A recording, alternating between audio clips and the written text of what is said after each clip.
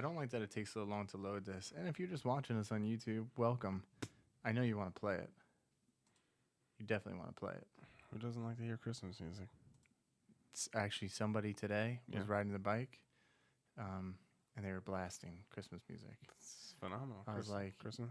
Awesome. Christmas all day. Well, let's just jump into it. This is what we like to do here at the Nightmare 365 podcast, eh, mate? Are you kidding me?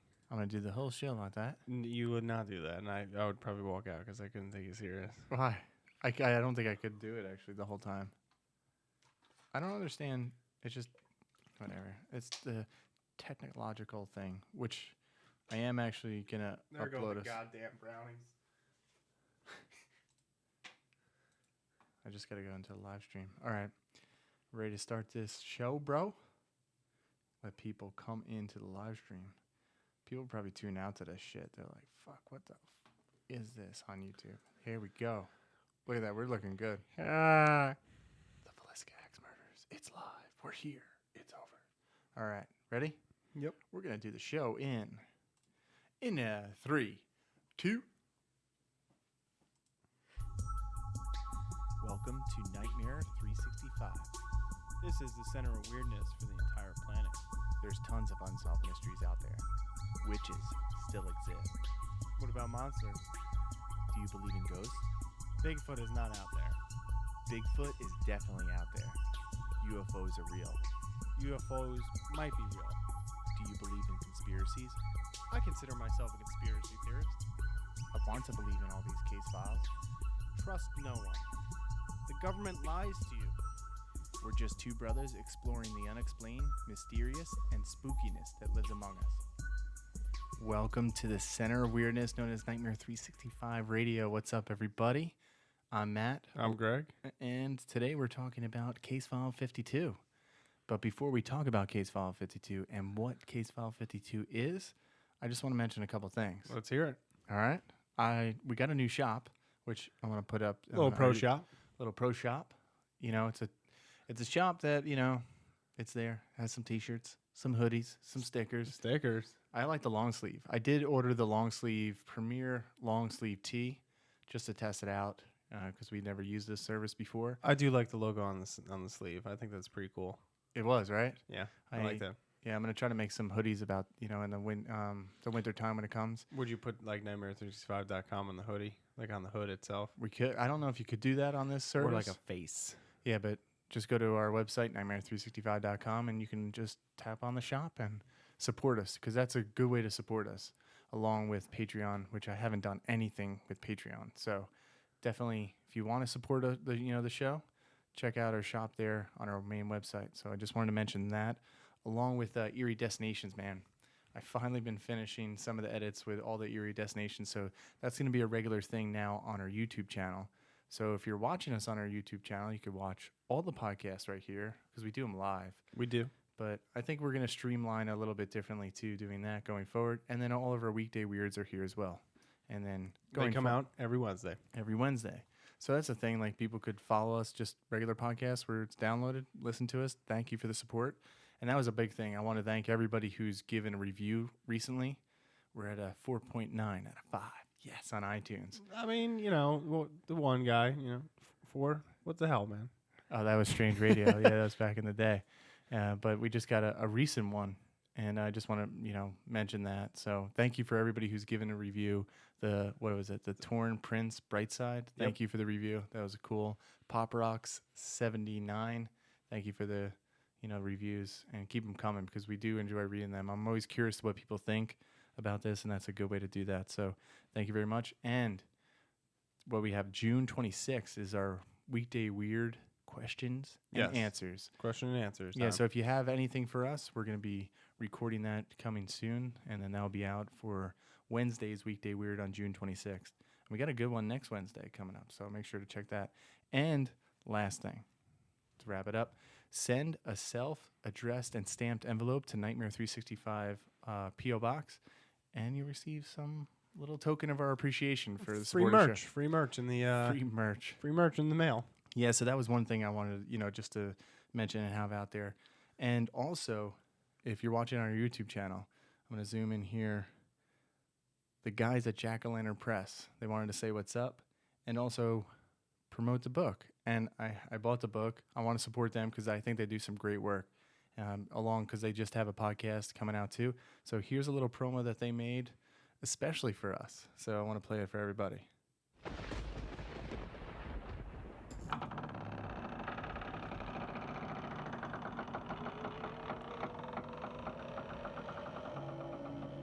Hi, I'm Michael Picarella. I'm Tom Picarella. And I'm Robert Picarella. Proud supporters of Nightmare 365, creators of JackO'LanternPress.com and the Jack-O-Lantern Press podcast, and authors of Transylvania Traveler, a travel guide for monsters, ghosts, vampires, aliens, werewolves, witches, zombies, demons, and mad scientists too. Our book takes you on a tour of Transylvania's 13 wild and deadly districts, all while celebrating monster movies, monster culture, and Halloween. Go to JackO'LanternPress.com to read stories, hear our podcast, and of course, buy the Transylvania Traveler book. And for any questions or to send us a message, visit our website at JackO'LanternPress.com. That's JackO'LanternPress.com. Yeah. So I just wanted to give a kind of a shout out to them. Transylvania Traveler, it's there. And I'm going to link it up in our show notes too. So if people want to check out the book and what they're all about, but make sure to just visit them. Obviously, they're good guys. And it's like two brothers on the East Coast, us, going to two brothers on the West Coast. Pretty much the same thing. It's awesome talking to them. We're going to fight in the middle. We're going to fight? Why are we going to fight We're them? going to fight in the They middle. love Halloween, I think, as much as I do. You think so? Yeah, I talk to them all the time. And they're good guys, Michael Picarella and Tom. So check out their book. And I also, if you look on the back of the book, you read the review. Mm-hmm. I gave them a review on the book. So it's a good thing.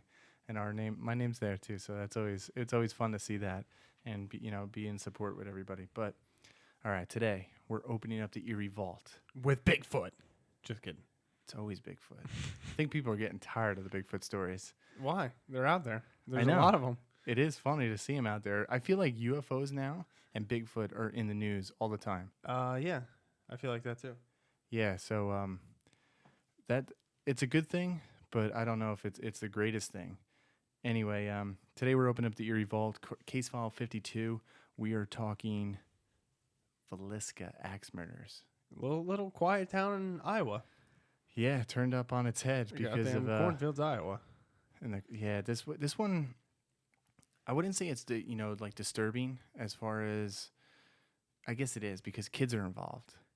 I just think it's disturbing of how they were killed, not necessarily that people were murdered, because I mean that's always like messed up, but yeah, like just how, and just think about like if you actually think about how the murders were committed, yeah,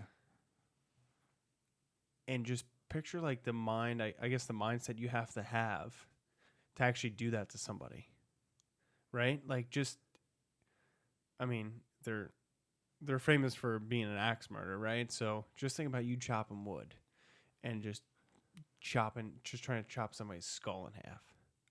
I mean, I feel how like messed up is that? Well, we talked about the Lizzie Borden case. Yep. And that was out there. And that was with an axe hatchet. You want to say the same thing? And I did find a lot of other, which is one thing what I want to get into with the suspects. And I feel like back in the late 1800s, early 1900s, this was a thing. I don't know if it was just the weapon of choice. Everybody seemed to have an axe. I think it's like laying around the house, so it was one of those things that. I mean, like there's another famous axe murder case in New Orleans. Yeah. And it used an axe, and I think just because it was so prevalent and readily accessible, I think that's why it was the weapon of choice. Because you think about it, like people had to chop firewood, people had to there was no chainsaws, No. It was just, that was readily available in everyone's backyard. So you didn't really have to bring your weapon to actually do this. Yeah, it's kind of sick just to think about. And to set the backstory, I don't know if anybody is familiar. I feel like there's enough things out there on YouTube, a couple other websites, and there was a movie made about this. Because I was just type in Villisca axe murders, and it comes up. There was the Axe Murders of Villisca in 2016. Didn't get great reviews. Got a 4.2 out of a 10. Yeah. You know, that was on IMDb. But I didn't watch the movie at all. I thought about watching it. It's on Amazon. It was on Netflix for a time period, and the house still exists. It's been redone because it was sold off. It was it was vacant for a time, and then this gentleman bought it because he owned the museum downtown in Iowa there, in the town of Villisca, and I forget what county it was. Montgomery County. Yeah, Montgomery County. And he said this would be a great thing to have in with, the museum that he ran downtown. Yeah, it's almost like a destination.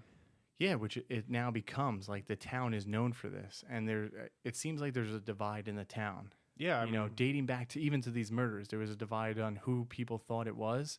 And then there was a divide on who, what they should really do with this house and why they're really known for this murders. It's crazy to think about. Imagine like something happened in our town. Yeah, like a little small town, and then all of a sudden it gets blown up to. Yeah, just because there was murders. And yeah, the thing that gets me too, I feel like there's always this kind of stuff that goes on in every town. So why does one thing like this blow up just because this was unsolved? This is an unsolved case dating back to 1912. Yeah, I mean, I don't know why things blow up and some things don't, man. I really don't. Yeah, so I'm going to read you. I found a cool website too, and also the lady. Hope is never laid to rest. That's good, yeah. The Iowa Cold Case. Iowa Cold Case. Coldcases.org if you want to visit this. I'll link this up in the show notes too. And the woman that runs this, Jody, she sent me a couple articles just about Iowa itself. So they have a couple weird, I guess you would say, cryptids. Like weird New Jersey, weird Iowa. Yeah, and there is one for here because they have the visitor of Van Meter. They have Bigfoot sightings. Shocker right there. Yeah. They have Iowa Devil. The Iowa Devil. They have the Axe Murders. That's a big thing. They have a disappearance. I remember hearing about this on the news. I think it was on an Unsolved Mystery. 1995? This Jody. She was an anchor woman. Yeah. And she went missing. So that's another crazy story. There was another murder, obviously, here. And then she just sent this cool article over that I got to read. So I just wanted to share that as well. But we have to get into the history on this because the history or just like the backstory of this event. And this happened 1912. 1912. But what I was going to say is like the year of the Titanic.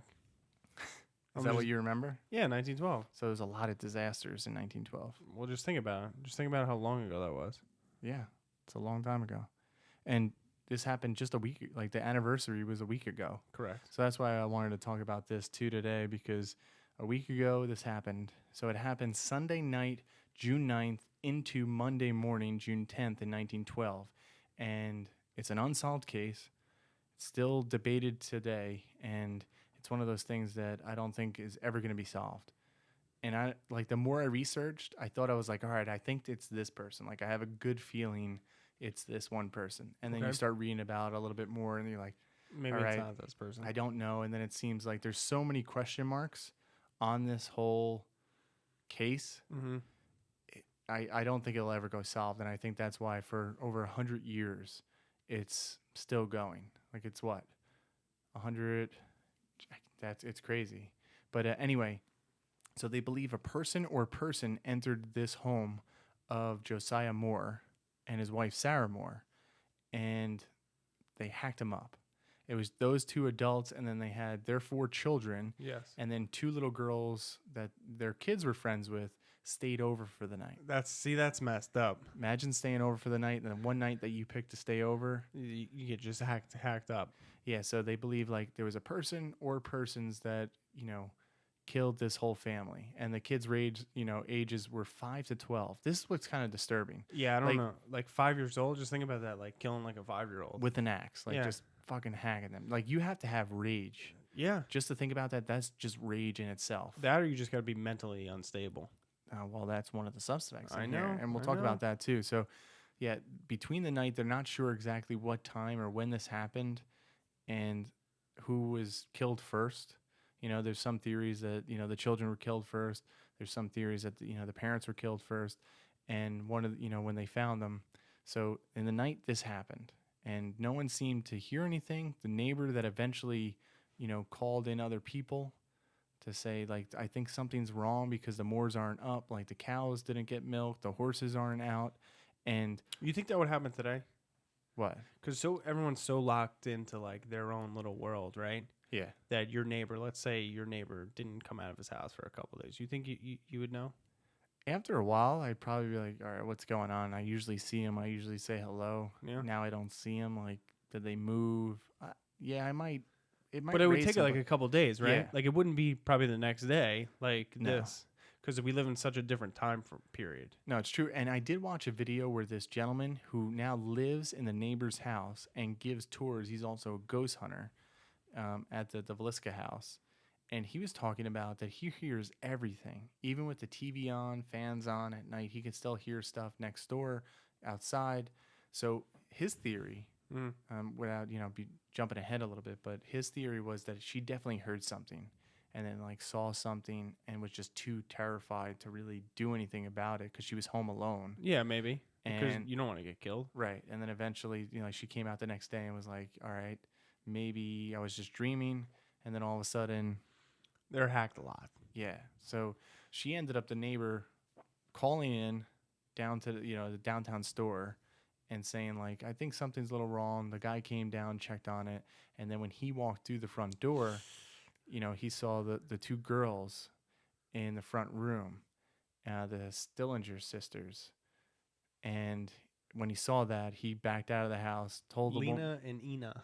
told the woman to call the police. Yep. Or, call the constable, I think it was at the time, the peace officer.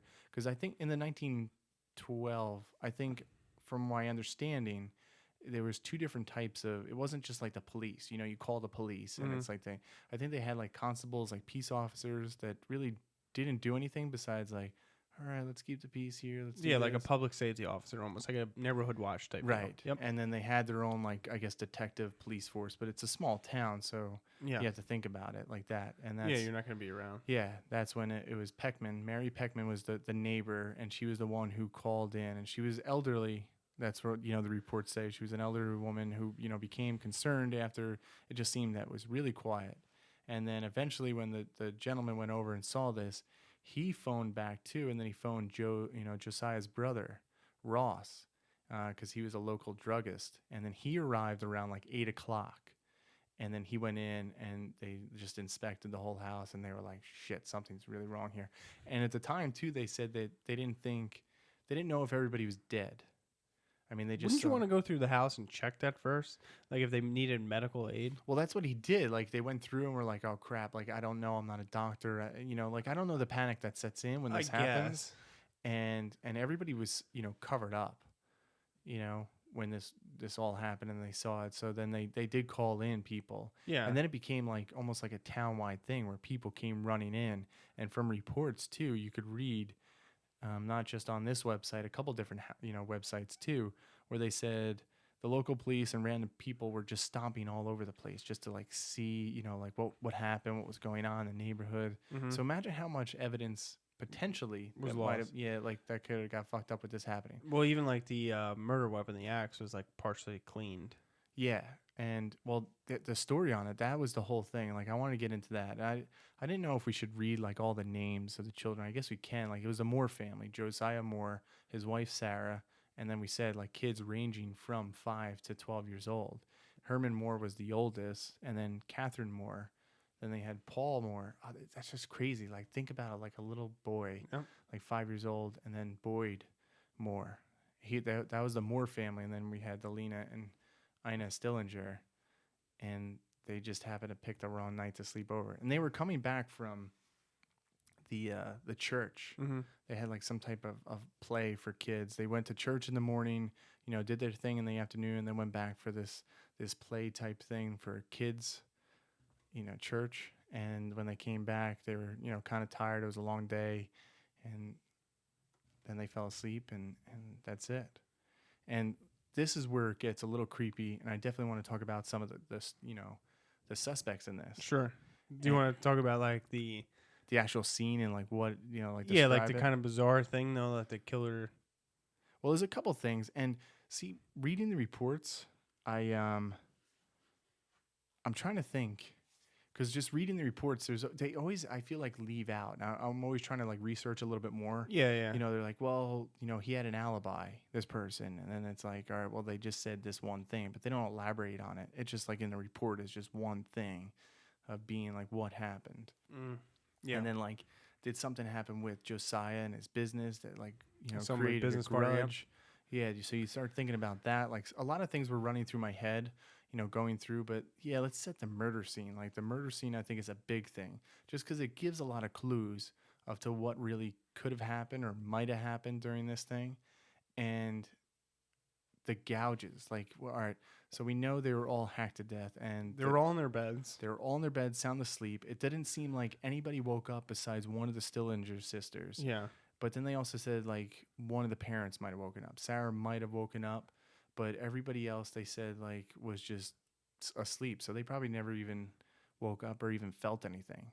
You got to feel that. You got to feel the first blow, and then you probably get knocked out. Maybe, I don't know. I would think even the first blow you would be knocked out because you're not ready for it, and you're just getting wailed in the head by an axe. Yeah. So like they were bludgeoned in the head 20 to 30 times. Yeah, and even Josiah, like he was unrecognizable. His eyes were missing in the report that it was said. I mean, they were all found in their beds, and their heads were each covered with like a bedcloth or bed sheet or whatever, you know, type of thing that they were covered with. Yeah, and the murderer or people that did this, you know, covered the windows and the mirrors, which is kind of weird. Yes, and then left one of the lamps, like an oil burning lamp type thing. I don't know if anybody's familiar with that. We had one. Yeah, you know, like a kerosene oil lamp. Yeah, when the power would go and they out. said, you know, the what was it? The chimney was removed, so it's really like that glass piece on top of that was removed, and that was in the the bedrooms. So think about like, was that placed there to be like a nightlight that the parents left there, or was like the killer wanted to see like the after effects and like a dim lighting to see this, you know, his like work that he did. Yeah, and then the upstairs bedroom, right, had in the ceiling like in a couple of the rooms they like had gouge marks. I guess like you would have to be standing on the bed to get it that high, or you have to be pretty tall. I'm not sure. I don't know like the height because the house itself you could see it. It's small. Yeah, I guess and that. when people think about like 1912 and they're like, oh, out in the middle of nowhere, like the houses are very far apart. Like the neighbor's house, Mary's house was right next to it. It's like 50 yards, not even away from the house too. So. And the house still exists today if people wanted to go into it and tour it. And I do have, I'm going to definitely link up that into the show notes, the official site of the Villisca axe murders. You could stay the night. Would you stay there? I don't know, man. You know. You could stay the night. You could also do investigations there that they hold. And tours. A lot of the different things that you could do over. And they do have anniversary nights that you could stay there. I think it cost a lot. Well, yeah, man. I think it's like $400 and something. Let me see. $428 for a group of 1 to 6 people. Yeah, $75 for each additional person. That's a lot of money. Just like they're definitely making money off of this. And well, yeah. I mean, I guess in a way. I don't know. I just think it is fucked up, but at the same time, I mean. People got to make money, and this is a draw. People go to like Gettysburg. I go to Gettysburg all the time. How many people died in Gettysburg? Yeah, no, I get it. You know, so I don't know, but I looked at more as like historical. Yeah, it's a battle. It's a war. This was battle. Changing just history. Like Normandy, like D-Day. Right. You know, people go to visit the beach. I mean, you could still see a lot of things. That this there. was just a family that got hacked up to death. But like another thing, like there was a 4-pound piece of bacon slab. Yeah. Left. There's right leaning against the axe. Yeah, there's theories on this. And then it said like the murderer searched like the dresser drawers for something. Yeah, what was he looking for? Like, was this a sexual deviant that came in that killed but didn't? Because they did autopsies and nobody was sexually. Yeah, no one was sexually assaulted or sexually abused, but there was an uneaten plate of food. Right. And bloody water. So it was bloody. Like they believed he's washed his hands after this. And what do you want to eat? But I don't know. Like what was the like, bacon for? Well, they also said it could have been sexual. He could have been like fucking around with it. But there was nothing left as far as traces go. And that gets back to my point. Like, is there certain tidbits of this history that we're missing? That, or probably like maybe when people were trampling all over the scene, that they destroyed some of that evidence. You don't know. True, you don't know, and that's the thing. Like, and the gouge marks. Here's another thing. Like, even if they was standing on the bed, I think you would wake people up unless you already killed them with like their first blow, and then you came back and like really angered, and then you're like, that's some force. Like, Yeah. you don't have to go that high to swing an axe. No, you don't. And to swing an axe like straight overhead and put gouge marks in the ceiling. Ceilings aren't as tall as they are nowadays. Yeah. And even in like our studio, they're not as. But then big. people weren't as big back then. So it's very relative. Technically, Yes. because there were some suspects that were 6 foot and over 6 foot. So when you want to look at that, like that, the law of averages of saying like, oh, people weren't, tall back then, that's a misconception. I get that. Because most houses were small because they were heated by fireplaces. Yeah. So, And you wanted enough heat to stay in the house. So they were built smaller unless you were really wealthy. But that's another topic for another day. You know what I'm saying? Abraham Lincoln had wooden teeth. That's George Washington. No, George Washington didn't have the wooden teeth. It was Abraham Lincoln. Oh, God. I read it right in their book. In what book? You don't even know the book? Yeah. Transylvanian Traveler? Yeah, the Transylvanian Traveler. Oh, cool. West Coast Brothers. West Coast Brothers. What's up, West Coast Picarillas? Brothers. If they're listening. But, so yeah, it was a bizarre scene. And another thing that, they found, and a lot of stuff mentions it, but there's a couple things when I was reading the articles, they don't mention it, which is kind of a big detail to me. And it was saying they believed the murderers people were in the attic waiting for the family to get home because there was 2 cigarettes left in the attic. Yeah. I did read that, but on a lot of like the website, even like the cold case, It's not mentioned. Yeah, it's not mentioned. I think it's mentioned on the Villisca House Murders website, but so then you see again, that like, that's misinformation, or it may not be. You don't really know. well, and that's the thing where it gets back to me. It's like, all right, well, they tell you a bunch of stuff, and I didn't look at like the main records. I didn't, contact Villisca and say, hey, do you still have the records from 1912? Sure. I really want to learn about this and more about it. And is this true? Is this not true? And I did watch firsthand. I sent you the documentary, which it's an old documentary. It's outdated. The editing kind of sucks, but it had some really good information in it. And they went there firsthand, talked to the people that bought the place, and you're getting a lot of information from them. So take it as what it is. Did they do the research? I'm sure they did. Hopefully. And then you're taking, that the neighbor / tour guide / ghost hunter was there too. Making money. I did watch his investigation there. Listen, I mean, we had a clubhouse in our backwoods that was haunted. I'm just saying, bro. Yeah, so I want to talk about, for the most part, the suspects in this case. Okay. Because, like I said, I had ideas of who this was. And then after reading, I was like, no, maybe it was the other person. Maybe they had it right. And then other times I was like, I don't know. There was, guy tried twice in a mistrial. Twice. Yeah, His name was D.B. Cooper. We already did that podcast episode, don't we? No, yeah. The first guy, that was tried multiple times. So we have 6 suspects. I would say 6 main good suspects that we would think to link. And I'll even throw in a 7th. Okay. And I'll just say the mystery serial killer. The mystery. So you're just going to mystery guy. See, and this could have fell into our category serial killers series. Now, let me ask you this question, because I thought about this. Right. How hard or easy would it be, right, if you just traveled back then in the early 1900s, Okay. to town? You didn't tell anybody you were coming. You just showed up in the middle of the night and just killed people, each town. That's sick, bro. I'm just saying, you think they would never find you. No, they wouldn't. The technology that we know about today, and then we know how they, found suspects like this. Yeah. Because you had to make a mistake back then. You did. Because they didn't have DNA, they didn't have fingerprints, they didn't have any of that crap. Do you think people are going to look back now at 2019 and say oh, it was so easy to get away with murder back then? They didn't have all this technology that we have now. I don't think so, because you have DNA, you have fingerprints, you have like so many Video. cameras. Yeah. Like on every friggin' street corner, every business, there's a video camera.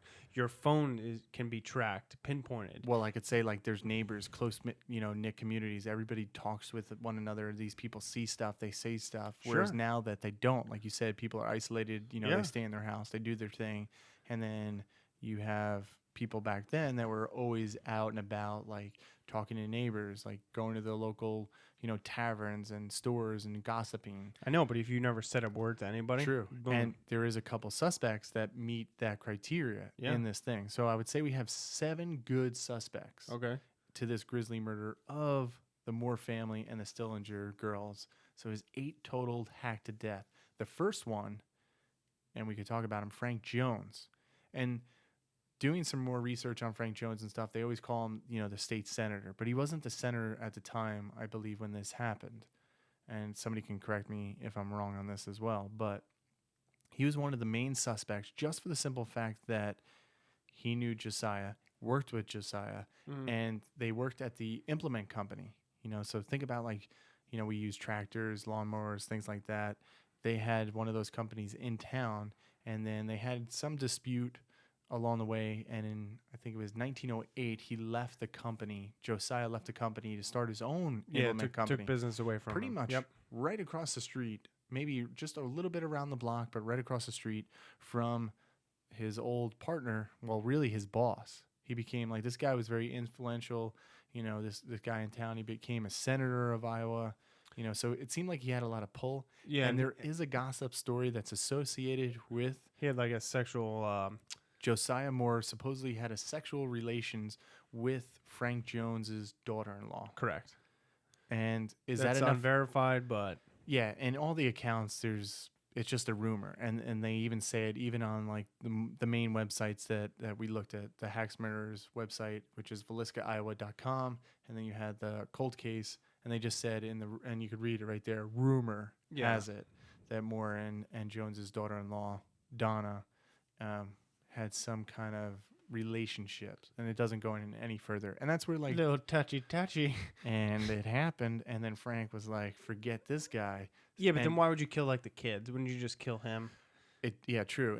Unless he hired somebody Yeah, unless that he was hired just so somebody, psychotic. just killed everybody. And that's what's believed in this case. And there Yes. was a lot of people in the town that were divided on this. yes, there Because was. they said like, yeah, he had something to do with it. But if you look at the timeline, this is what doesn't add up to me, and it kind of rules me out with him being a suspect, is the simple fact that Frank Jones, when he left, or Josiah left the company of Frank Jones, it was in 1908. Yeah. So why would you wait 4 years? Right. And he did take a big contract. Imagine taking the John Deere contract away from Frank Jones's company, and now Josiah has that. Yeah. And all right, that could be, boiling over. So maybe he didn't want to kill him at the moment, but then maybe rumor, got rumor word, spun up, and it was yeah. closer to 1912, and he just said, you know what, I'm hiring somebody.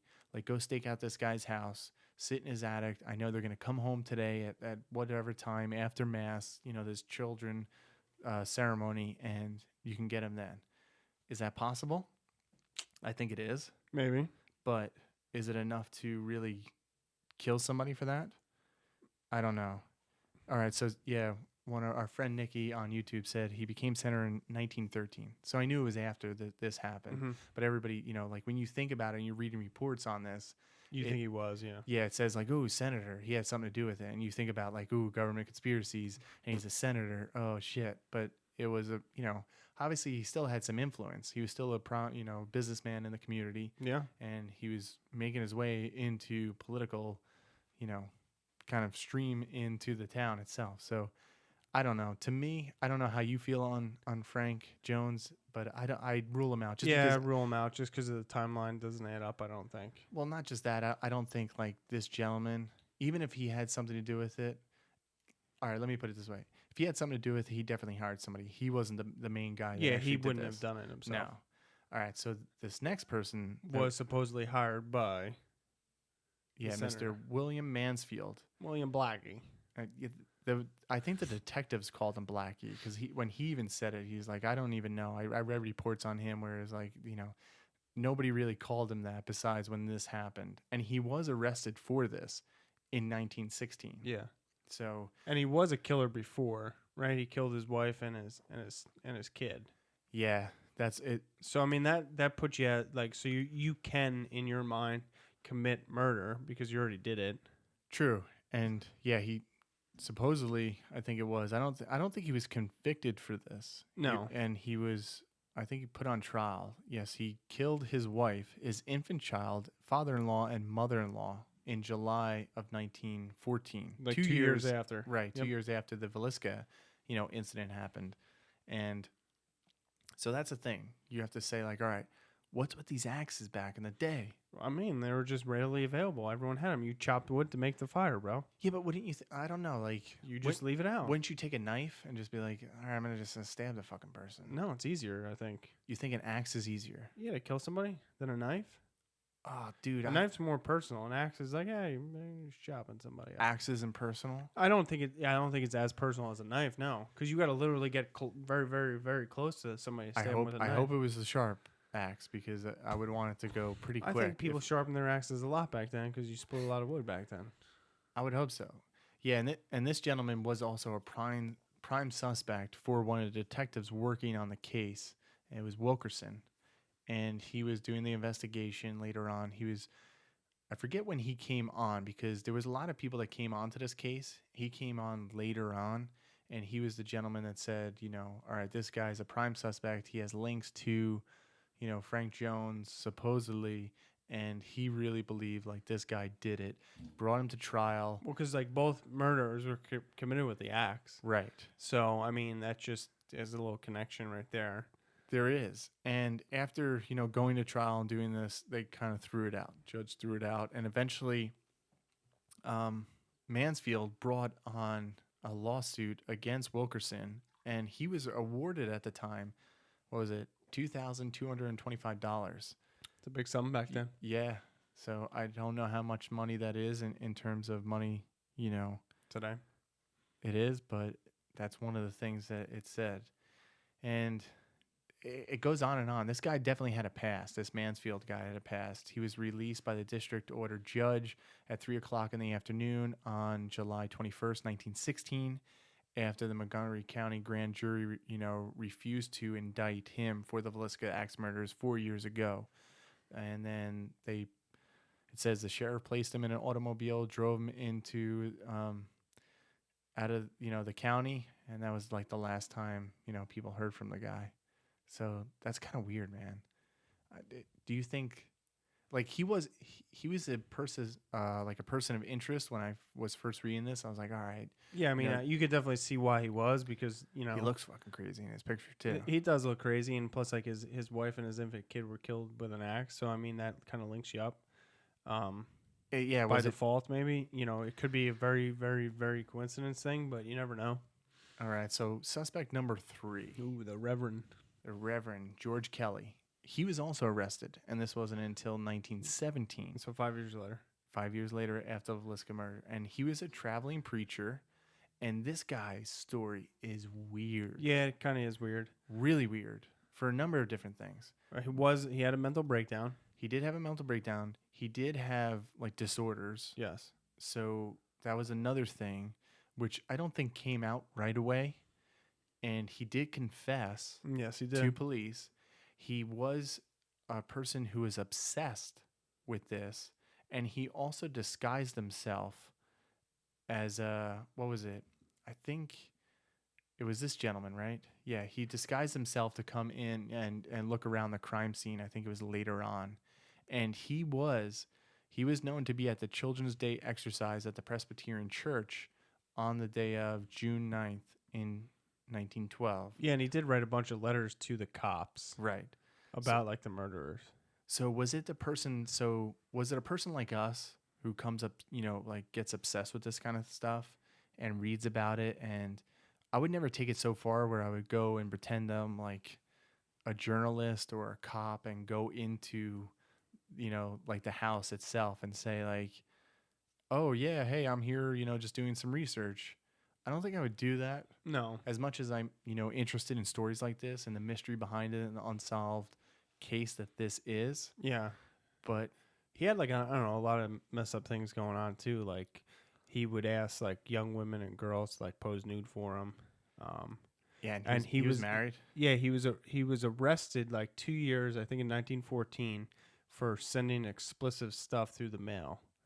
And then Yeah, like so was this guy just off his rocker, or do you think I like think this guy could have really done it? no, I like- think he was just off his rocker, and I think he just I don't know became fascinated with this case and just tried to I don't know like be a part of the story. I think Yeah, and that's what it sounds like to me. it does, because his first trial resulted in a hung jury. Mm-hmm. So that raises some flags for me. So there's like half of the people that seem like, all right, he definitely did it. Half the people didn't believe that he did it.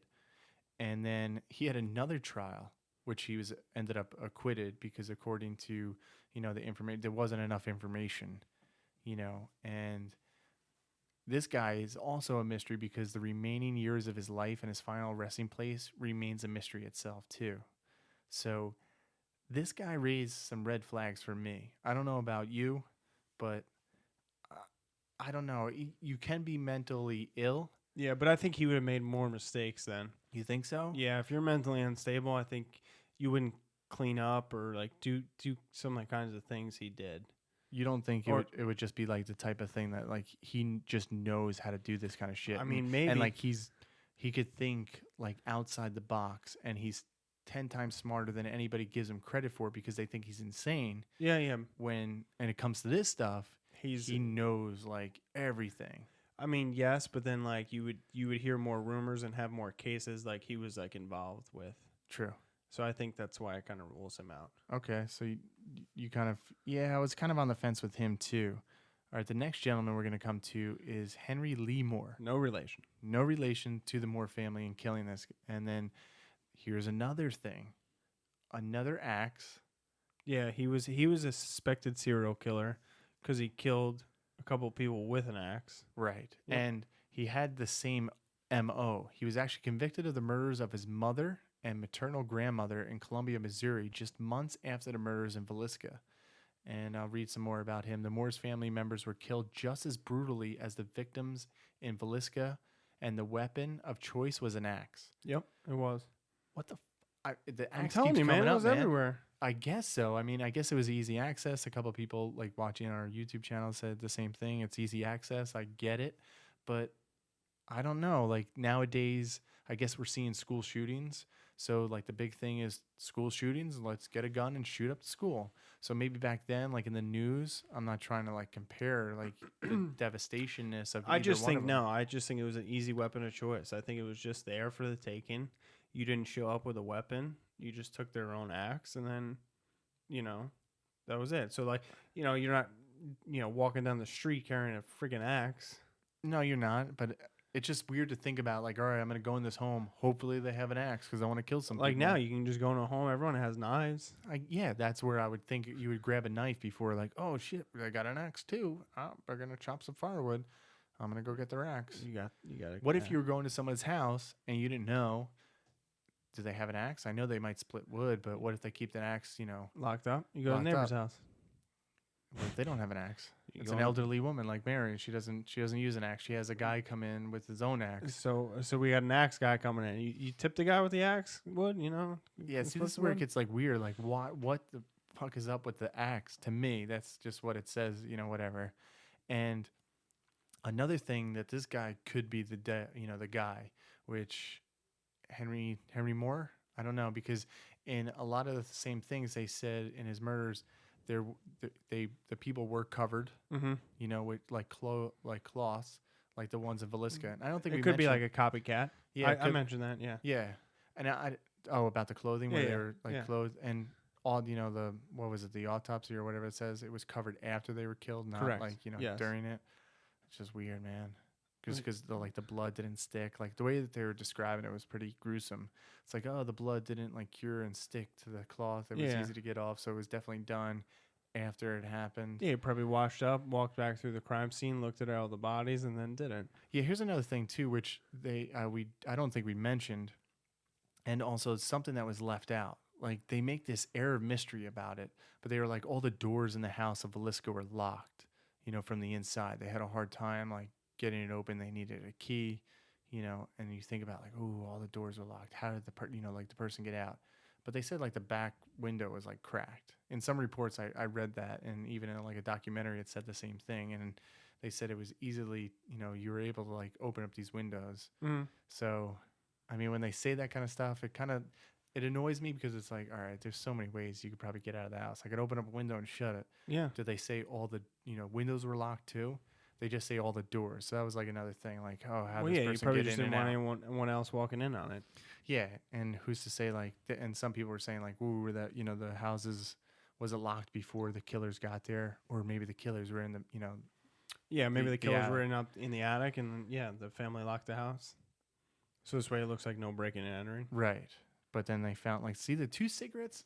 Maybe with DNA we could have found it out. I don't know if they like those things are saved and they're somewhere in the museum. But then you would have to match it with one of the killer's DNA. So you just find out like, all right, Who's the relative? Yeah. Well, let's take all these, rule out Jones because I think even if he had something to do with it, he hired somebody. So just take all the suspects and find out some of their closest relatives and do a DNA test. Yeah, you could do that. That would be awesome. You could. I would if love you to still find- had it, but you probably Like, don't. There's some things that I don't care if I find out, the mysteries too, like maybe like UFOs or Bigfoot. But this one, I would. Is Bigfoot? I'd really want to find out. Himself. Like I hope Jack the Ripper keeps going. Okay. But Because you like, don't really want to know. yeah, But it almost seems like it's not going to. you don't think so? I don't know. Like same with like the 2 million unknown soldiers, right? They can figure it out now. No, they can, but and I would want some justice to be brought because as much as I like stories that are unsolved, like when you're just fucking up little kids, it's kind of messed up, man. Yeah, I agree. And like, what type of person does that? And that's where I come back to the gentleman, Reverend Kelly. Because he was mentally disturbed. Yeah, like to kill kids like that, it's one thing. Like you just have to be like just crazy to me. And even the gentleman, that we're talking about, Henry Moore, he seemed like, just look at his picture. He seems a little disturbed. You think Yeah. so? It looks fine to me. You like It him? looks like a cartoon character. Looks like the like old school, almost like Joker-ish. If you put like a smile on him, Yeah, but he looks pissed off. That's what I'm saying. probably is. All right, so I think he was one of the ones that really stood out to me. And if I had to say, like, he was the one, He might be. yeah, because just here's a couple things, and I'm gonna get it to when we do our 7th suspect. But he worked on the railroad. He took a job at the railroad, and he eventually served time. What was it? He served 36 years of his life sentence before being paroled Mm-hmm. in 1949. I don't think he ever admitted to killing, anybody, like as far as in Villisca during the and one of the big things which they got me right. It says during the Villisca investigation, other acts murders also came to light. Just 9 months before Villisca, H.C. Wayne, his wife and child, were killed, and also somebody else with them, Mrs. A.J. Burnham, and her 2 children were bludgeoned to death in Colorado Springs with an axe. And the list goes on and on. Like a month later, in 1911, a family was killed in Monmouth, Illinois. Just a week later, 5 members of the family in Kansas were murdered as they slept. Yeah, and then that was a week before. Right, and that was a week before the Moores and Stillingers were killed in Villisca. A man and his wife were killed in Kansas. And all the crime scenes were similar. Very similar, right? So I mean, that's where like that one kind of got me. it did. Like wherever this guy went, that shit happened. I mean, that's pretty telling. Yeah, and he's working for the railroad. So if you look at the line of the railroad, it goes across like the Pacific Rail Line. Yeah. The Southern Pacific Rail Line goes across to the West Coast, and there's a lot of reports that did come up. There was brutal axe murders across the Midwest South from I believe it was 1879 to 1922, Mm-hmm. and it seemed to follow the line of the railroad. Well, yeah, because it was easy on, or easy off. Yeah, and even like you mentioned it before too, the axe murders of New Orleans. Yeah. And that kind of has some ties to it. So imagine like how many years is that? That's like 40 something years of just axe murders going on. Yeah. So could it be the same guy? But yet he served 36 years. So this is where it kind of looks at me to say, like, all right, maybe he wasn't, you know, the guy. Maybe he just was a copycat of some sort and just looked at that, because we see it nowadays today with school shootings. It just seems like everybody just copies off of each other, and it's one of those things where it's just like the weapon of choice. Yeah, it could be and the thing to do now for some reason. That's just, it's odd to me. But anyway, Yeah. that's just the way it is. And I think, Moore was not convicted of any other, crimes, and he kind of fell off. It's just one of those things where did he go? And I don't know, like a lot of this stuff I can't explain. Like I said, the more I read, the more I kind of got confused. Well, yeah, because you can read in every suspect in every situation, be like, okay, I can see how this guy did it, or why this guy did it, or this guy did it, and then you read it a different way, and Right. you can see how it's not. All right. So a gentleman, like we saw a gentleman, like years after being, charged and jailed for, the crimes. But there was a gentleman, Andrew Sawyer, who was detained by the sheriff 6 days later. 6 days later Yeah. after the Villisca murders. And he was a hobo. There's a lot of, like, this guy. Transient. This guy was weird. This guy was, He was like a stranger in the town.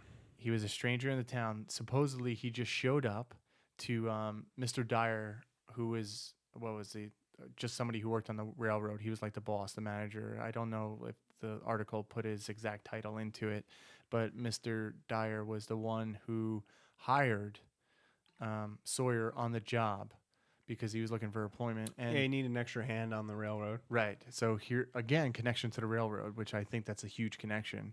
If we were actually trying to solve this and get to the bottom of this and really look at it, I think the railroad had something to do with it. Axes obviously had something to do with it. Yeah. But this guy, the story goes, he came to the job site, clean shaven, was wearing a brown suit when he arrived. His shoes were covered in mud. His pants were wet nearly up to his knees. Yeah. And he asked for employment. And Mr. Dyer, he said, "Oh, I need an extra hand on the job. You're hired." And then it went on from there. And then later on, they started seeing stuff that this guy Sawyer was doing, and it was just really, really weird. And then eventually, like, his boss, Dyer, went to the authorities and was like, "Dude, this guy is just a little off, a little too off."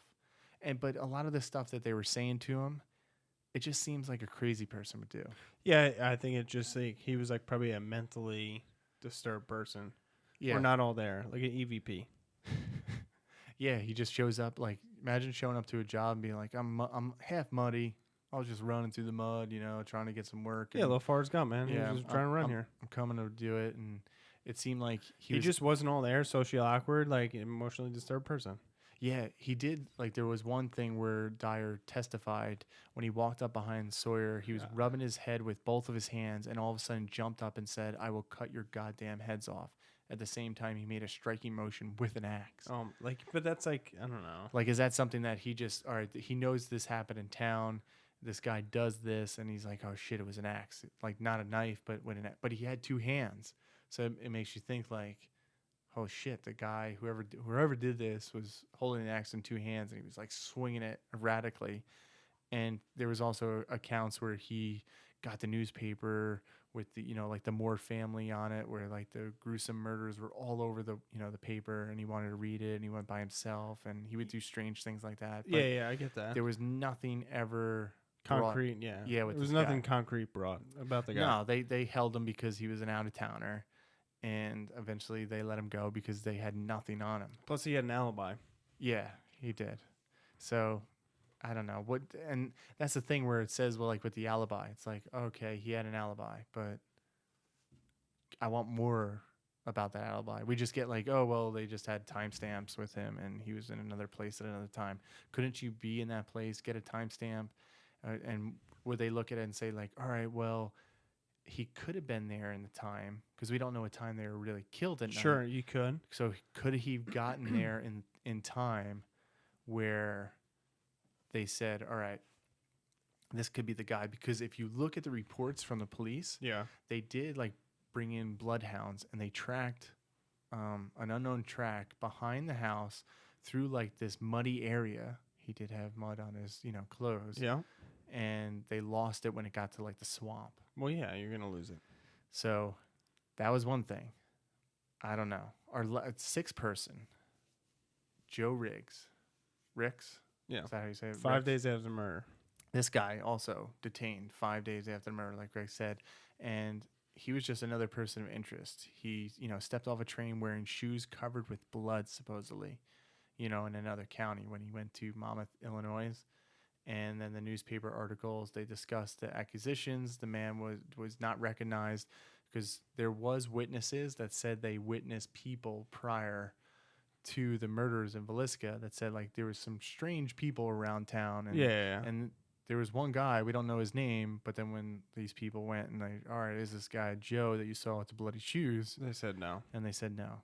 And that could, like who wears bloody shoes? I don't know. Could he have been like a butcher or something? Yeah, man, you don't and know then, doing that.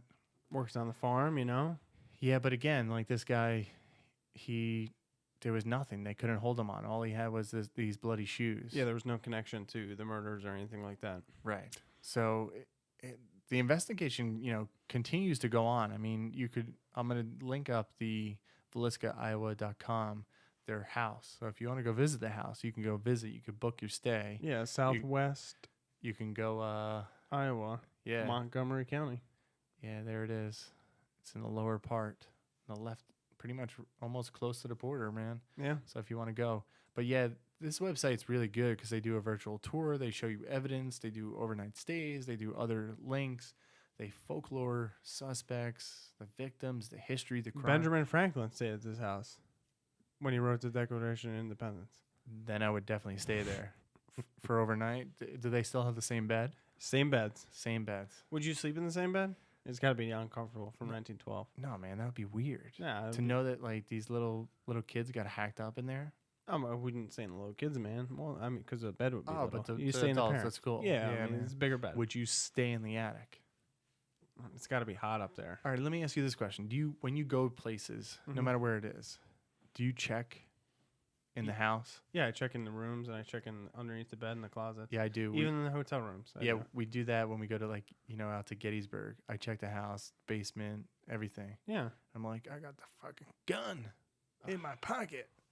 But then if somebody comes out and starts just like blazing, I'd be done. Yeah, you gotta But have yeah, that I'm thing out. always You gotta- checking because like the more stories I read like this, the more freaked out I am. All right, Yeah, so but like you would, I don't know. I guess because we have the dog, like she knows if somebody's in the house or not. So she would freak out because she knows if, let's say, like somebody like that she didn't smell before, like Yeah. came in the house. Like let's say we had like a plumber or somebody come in the house to do some work. She'll know. should be like freaking out. She'll go everywhere he went, and Like, just and what like the- freak out for a while. and be like, no, somebody's here. Don't worry about it. Yep.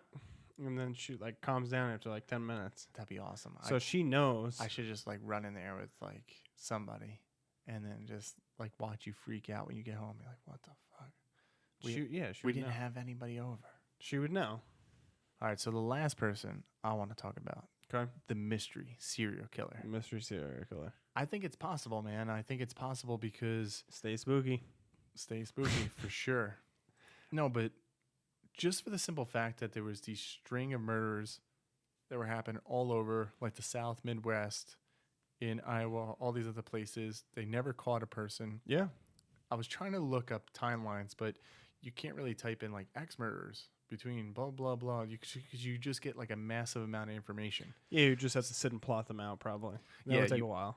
Yeah, you're just like, all right. So if I say Villisca, Iowa, the Moore family, I think you just have to put a Boom. pin in like just everyone. Just Everyone. Maybe we should get like a big map of the United States and just look at all like the different. axe murders. Well, even if we just Probably did, like in every state, every county, every all right. every town. What if we did this? I think this would be kind of cool. If we got a map of the United States, even if we did it, like online, and people could share this too, like all the unsolved murders that are out there. there's I- hundreds of thousands. I think that would be like interesting because then we could actually look and say like, all right, we're gonna click on like, is there a database out there that has this kind of stuff? Like I can click, you know how like you drop a pin on Google and you just say like, all right, I'm gonna drop a pin. Let's see. Here's my location, and then I could say, all right, we're looking at an unsolved murder that happened here in New Jersey in 1956, and it's X amount of people, and whatever. I think that'd be helpful because if there was a big database that just covered the United States, I think it'd be really helpful for detectives and law enforcement because I'm sure they might get a lot of shitty leads. So there is a Wikipedia page. Yeah, but that's a Wikipedia. I'm talking about like where, like Google Maps where you drop a pin and say like, all right, here's an unsolved case from whatever. It could be like yesterday or it could be like 100 years ago, like the Villisca case. Top 100 unsolved cases, but no, it doesn't seem like all of them.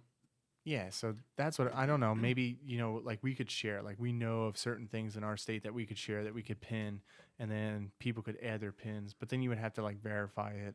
Yeah, because so then that people would, yeah. I don't know. I don't know how cool that website would be, but I'm just thinking like then you could look at it and say like, all right, I could search by year, 1912, right after the Villisca murders, and then go on that and say like, all right, this is cool. We can do this. And then I'm sure eventually you're going to get to it and you're like, fuck, I don't think we can. No, there's no way. But I don't know. That's just me. And so you think it's just an unsolved, somebody passing through? There was a serial killer? All right, somebody did. Nikki did share something with us again. There's a serial killer information center. Project description. There you go. The Serial Information Center was created to provide students, researchers, and the media with accurate data on serial killers. The project began in 1992, and the data is added and revised, conditional basis, blah, blah. Yeah, Radford University this is out of. It's pretty cool. That is pretty interesting. So that we can do a timeline. Holy shit. There's a lot of information. Well, I mean, yeah, man. Look at all the unsolved mysteries. Yeah. They did a whole TV show. I love that TV show. Unsolved mysteries. I watched all 12 episodes. Maybe like you should 12 have seasons. Maybe you should have like your own iteration. Unsolved murder mysteries. Unsolved Murder Mysteries with Matt. Welcome. Case file 52. Nah, that would be stupid. Nobody could top Robert Stack because he had the voice. He had everything. I love watching that show. He would always walk in the woods like with the the mist going. Yeah, I loved it. It just set the mood. And season one through 7 was the best, like theme song to open up a show. Then they had to fucking change it. Well, yeah, man. From you gotta keep 8, up with 9, the times. 10, 11, 12. Yeah, that's bullshit, man. You have something that works for 7 seasons, and then my ringtone is Unsolved Mysteries. So Jesus. it is. Can I call that right now? Is it on? No, it's on vibrate. I would call it right now. And then you would hear it. Yeah, I would like to hear that. Why? I don't know. Let's pull it up. Unsolved Mysteries. You don't know the theme song to I do. Unsolved Mysteries? You don't remember? Maybe young people don't know. Credit card? You've got it. Yes, I love the theme song. We might get kicked off of YouTube for this shit. Why? I don't know. I don't think we could share it. We don't have the rights to the song. It's okay. We don't have the rights to the song. You can say it. It's okay. Yeah, but us saying it is different than us playing it. That's my ringtone. Kicked off of YouTube. It was only like 2 seconds. I know, but still, like, it'll pick up for it. But yeah, that's my ringtone. That's just basically just somebody just beating the drums. So that when you call me and they're like, what the hell song is that? It's from fucking 1992. Unsolved Mysteries, Robert Stack. If you don't know, you're not my friend. Oh, God. That's what I say to him. So you think wrapping this up was just like a serial killer that was just riding the rails, hacking people up with their own axes? My top thing, yes, it's an unknown. That's your top theory? No, it's borderline. Okay. Because I really think Mansfield could be one. Okay. I think Moore could be one. I'm on the fence about Reverend Kelly, George Kelly. Yeah, I don't think it was because him. he was mental. He was obsessed with the case. He went to the site. He said he did, and then he didn't. There was enough. Maybe he was just so smart and he was toying with them. So that makes me think like, all right, maybe. I don't know the guy. I could only read records on the gentleman, but no one seemed to confess any of these things. Yeah. Like even when, Moore was in jail for those 36 years. That's what makes me think like maybe it wasn't him because he didn't confess. Like what do you have to lose now? You're Right. already in jail. So is it just some unknown like psycho? What was Mr. Brooks? Do you ever see that movie? Yeah, With Kevin Costner. Yeah, it was awesome. just like that one type of person that just did it and then just used the rail line. Like I think that's more plausible to me that whoever was doing this was using the So rail you just line. picked out like a random family. Yes, but see, I don't know. Like, any of these people's motives? Mhm. Like, the only guy that really had like a motive that you could say Son of Sam. that was years later, bro. No, but like the guy Jones, that was like the only motive. Sure, yeah. The other people, like besides Reverend Kelly, like George Kelly, who was there. Yeah, that didn't night have a motive, didn't at have a the reason to church. kill anybody. Yeah. Like he was there at the church, so maybe he saw this family and was like, "Ooh, you know, I'm gonna ma- get them." Maybe. Like, so that's why he's still a person of interest to me. Because even like the though- two girls that were left by the front door, maybe. I don't know. yeah, and it just says to me like, all right, well, you know, nothing ever came to it. They put him on trial like twice. He was acquitted. You know, there was a hung jury the first time, so it makes me think like, all right, this guy is very possible. Mm-hmm. You know, it could be. You know, he shows up in the town, he leaves, all this other stuff. It like there's a lot of red flags with him. Mm-hmm. But yeah, like the serial killer thing really makes a lot of sense just because of the simple fact that whoever was doing this, Yeah. and there was a lot of, you know, crimes and murders that were committed that were pretty much the same exact way. Yep. Where they were hacked up, stuff was put over, like draped over, you know, the windows so nobody could see in. Like even Sarah Moore's dress was hung up in the front room. And even if you go to that website and you go to stay at that house, they do have a dress hanging from that one window still. Yeah, why So not? that's kind of creepy, but I don't know. So it makes me think whoever was doing this was using the rails and coming and going and doing it. And it just seems like that was just an easy way for them to get in, get out, and just move on and just not be detected. Because like you said, there was not a lot of information, you know, in this time. They can't just say DNA, look, let's tap into our database, or, you know, like, Yeah, and you just bought a ticket, boom, you're done. Right. You're out. or like, you know, what was just shared with us, that information that was shared that say like, all right, here's a serial killer website. You know, there's nothing that we can go on today where now social media just blows up everything Yeah, they just do. to say this is really what, you know, exactly happened. I don't know. So it does. Yeah, at the end of the day, I don't think we'll ever solve this. Do you think we'll ever solve this? No. Who's your top person or persons in this information? And do you think it was more than one person? Because a lot of people do think it was more than just one person. I don't think it was more than one person, no.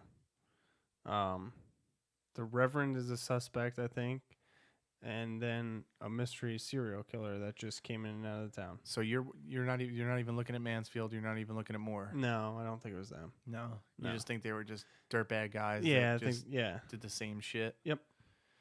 Yeah, like those three and the serial killer, like those are three top. Like if I was really trying to investigate, I would dig up everything I can on all that, you know, information, those people, and just say like, all right, let me really look at it. Let's look at their DNA now. I mean, I don't know what happened to those cigarettes, if they existed, if they're still somewhere. You can get those tested, yeah.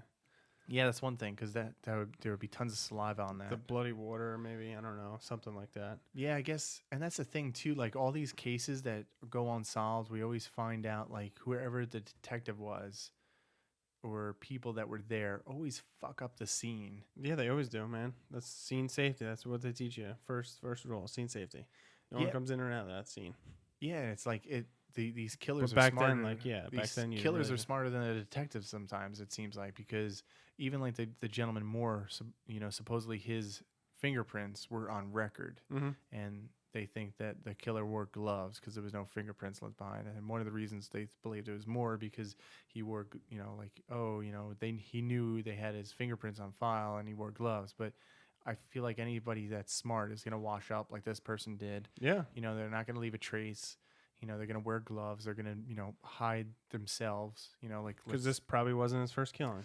I wonder if this person too was in the house long. Like, how long was this person in the house after he did the killings? I would say pretty long. You think so? Yeah, because if the blood didn't stick to the clothes, it had time to, like, you know, He had time to dry almost, like, kind of deal. And Right. Then he put it over. He was just. yeah, and then he put it over. He could was the- probably in the house for a long time. Could that be a thing too, where they just put it, you know, like where he put up the lamps, and the lamps were there just to like almost. It's just weird, man. Imagine him sitting there just like looking at it, just like, I want the lighting just right, you know, like Yeah, I a mean, photographer. Yeah, he was staging things. He was probably like admiring him what he just did. I don't know. I would say a while though. Yeah, I think so too. Like the more I thought about it, I was like, this guy definitely stayed for a long time, and Yep. there had to be more going on than we really know. But again, this is an unsolved case that we don't know. There's just so much information, and we're never going to get to the bottom of this. So I think you have our good information as much as we can give you. And this one is weird. It's just like a crazy scene. It is. And it's just one thing. It's unsolved. Villisca axe murders of 1912. We're not going to solve it. Maybe you can. Let us know any information that you have on this case that we may have missed. Or if you just want to comment, like, is there another kind of serial killer crime that could be part of our serial killer series? Is there something out there? I would love to know more about this because I am fascinated by this case. And I don't know, like anything, I always say, this is just, I love good stories. And this is what it really is. I mean, it's a tragic story, but it's still a story. Anyway, thank you for listening to Case File 52. And make sure to subscribe to us on our YouTube channel where you could watch all of our podcasts, Weekday Weirds, every Wednesday. And make sure to hit the bell for notifications so you get notified for all these, especially some new eerie destinations coming up. It's like a mix of being hands-on right there at the scene of the crime. Scene of the crime. And give you a little history, backstory of the spooky stories on that. So make sure to check out those. I'm going to be posting one at the end of the month for eerie destinations. So hit the bell for notifications on our YouTube channel. And again, visit our website, nightmare365.com, where all of our contact information can be found. And if you want The merch. a merch, you could buy it. Buy a t-shirt. We have t-shirts, hoodies, stickers up there. And if you do want to receive something from us, send a self-addressed stamped envelope to our P.O. box, and that can be found on our website too. So yeah, support us. The best way to do that is hit up our shop on our website, and just make sure to subscribe to us on YouTube. That helps us out as well. So thank you for tuning in to Case File 52, the Villisca Axe Murders. And until next time, you know what to do. Stay spooky.